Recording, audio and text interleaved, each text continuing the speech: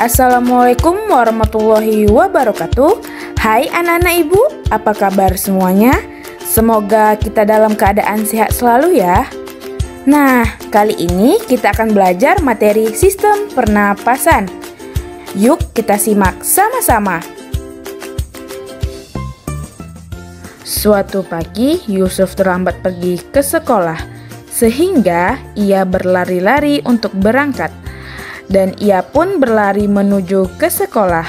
Sesampai Yusuf di sekolah, ia merasa napasnya jauh lebih cepat dari biasanya. Bu, kenapa setelah saya berlari tadi, saya bernafas lebih cepat dari biasanya? Sebelum kita masuk materi, kita harus tahu terlebih dahulu apa itu bernafas.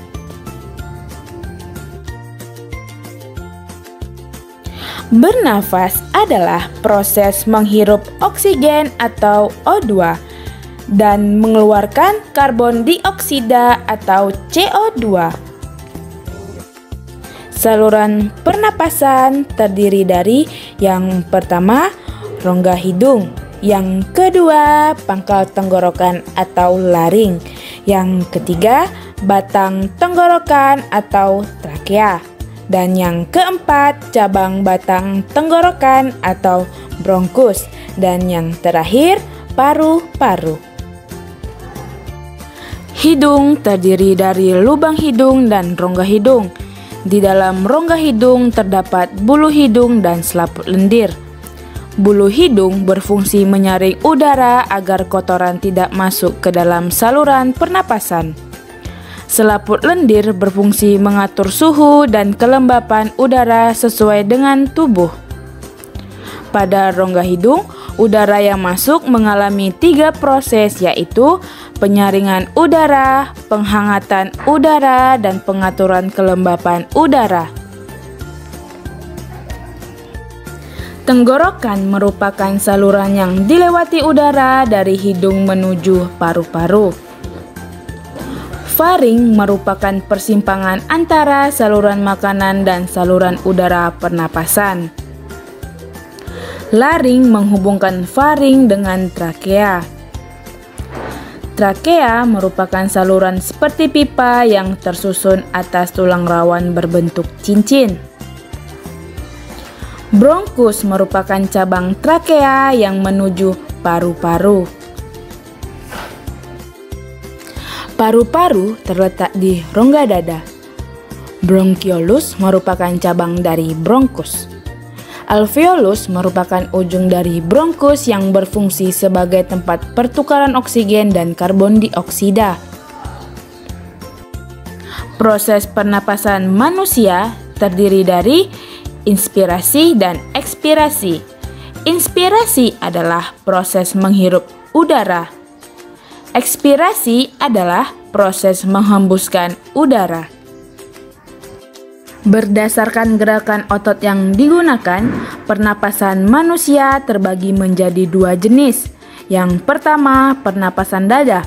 Pernapasan dada terletak di otot antar tulang rusuk. Pernapasan perut terletak di otot diafragma. Selanjutnya, gangguan pada sistem pernapasan. Penyakit yang menyerang sistem pernapasan yang pertama, pneumonia. Pneumonia adalah peradangan paru-paru yang mengakibatkan alveolus berisi cairan dan eritrosit secara berlebihan. Yang kedua, tuberkulosis atau TBC.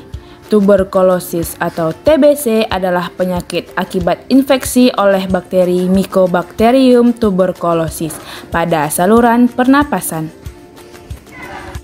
Yang ketiga adalah COVID-19. Apakah coronavirus dan COVID-19 itu? Coronavirus merupakan keluarga besar virus yang menyebabkan penyakit pada manusia dan hewan. Pada manusia biasanya menyebabkan penyakit infeksi saluran pernapasan, mulai flu biasa hingga penyakit yang serius. Bu, kenapa setelah saya berlari tadi, saya bernafas lebih cepat dari biasanya? Karena pada saat tubuh kita melakukan aktivitas berat, terjadi peningkatan metabolisme dalam jaringan.